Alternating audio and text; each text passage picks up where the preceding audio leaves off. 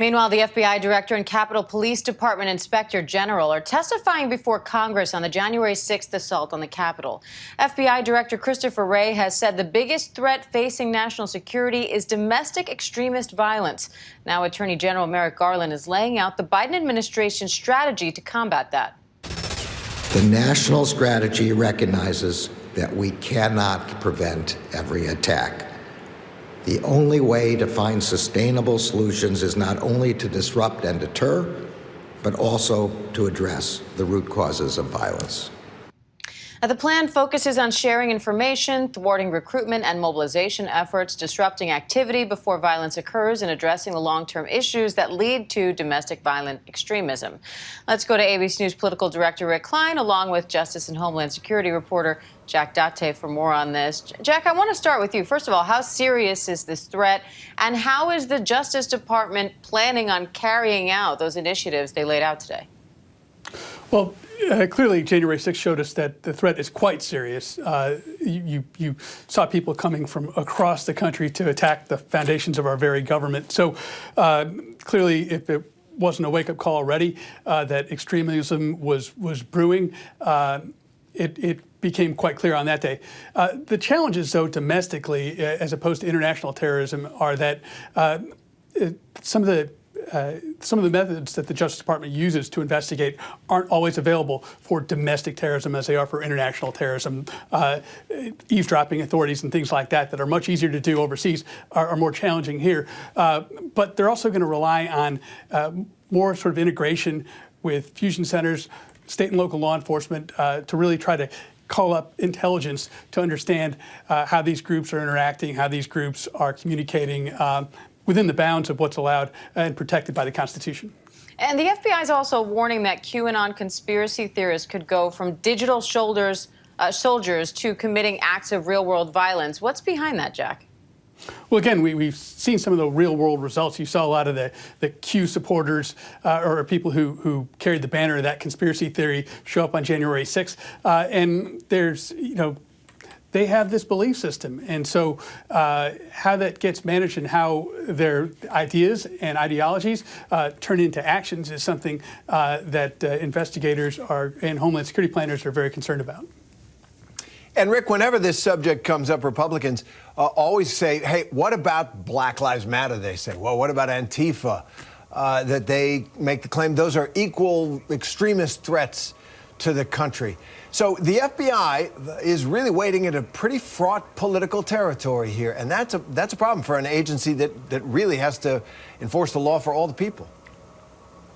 Yeah, you're seeing Merrick Garland and his Justice Department at the crossroads of a whole lot of different storylines that would cause him to potentially have to make political calls. I think from his perspective, from the Justice Department's perspective, their point is that they're there to prevent crimes. They're there to investigate potential crimes and crimes that actually occur. And ranking the various threats doesn't actually serve much of an end, and playing a whataboutism game and saying, well, the other side does it too, that doesn't serve anything either. This is a particular thread and a particular threat that they're identifying and identifying a strategy around. And as Jack pointed out, it's one that showed in very dramatic and awful fashion how serious it can be just a few months ago. Well, they used to say patriotism's the last refuge of scoundrels. Now, I guess whataboutism is the last refuge of scoundrels. So, Jack, we're also seeing today a trove of emails released from the Justice Department showing the pressure that the acting attorney general was under last year to investigate President Trump's false claims of election fraud. He was trying to muscle the Justice Department to get on his side. These emails purportedly come from President Trump himself in the final weeks of his presidency via his assistant, also from his chief of staff, Mark Meadows. So what can you tell us about that and its significance? Well, it appears that the White House is putting withering pressure upon the officials running the Justice Department at that time. Jeffrey Rosen was the acting attorney general. The Attorney General, William Barr, had stepped down on December 14th. So after the electors in the various states, after basically the election had been certified, Bill Barr was out of the picture. Jeffrey Rosen was running the show, and he was putting pressure on him to try to advance some of these wild conspiracy theories about fraud and things that didn't happen. But what we saw here is that the system worked. Jeffrey Rosen did not approve any investigations or pursue any of these things that were being pushed at him. Wild conspiracies about satellites from, run by people in Italy changing actual votes. And this is also very late in the game. It's a story of the Justice Department sort of held its ground, but the sad part was that they were pushed to do so by the White House. And, you hope that those two are in a line in terms of rule of law. And Rick, how significant is this revelation from a political standpoint?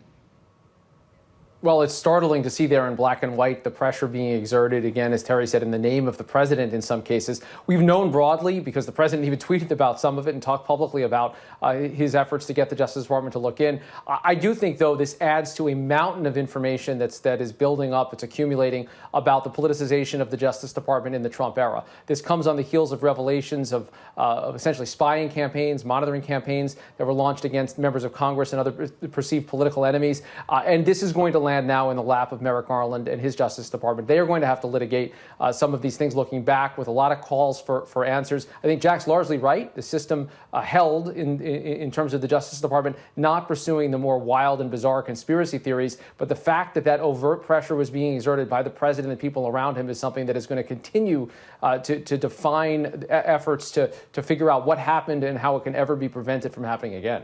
All right, Rick Klein and Jack Date, thank you both. Hi, everyone. George Stephanopoulos here. Thanks for checking out the ABC News YouTube channel. If you'd like to get more videos, show highlights, and watch live event coverage, click on the right over here to subscribe to our channel. And don't forget to download the ABC News app for breaking news alerts. Thanks for watching.